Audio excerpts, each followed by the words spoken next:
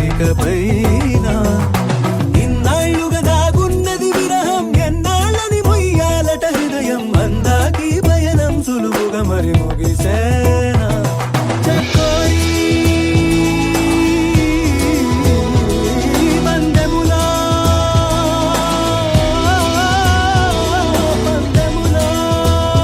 మొదట ఆ మాటని మాట్లాడగలదెవరు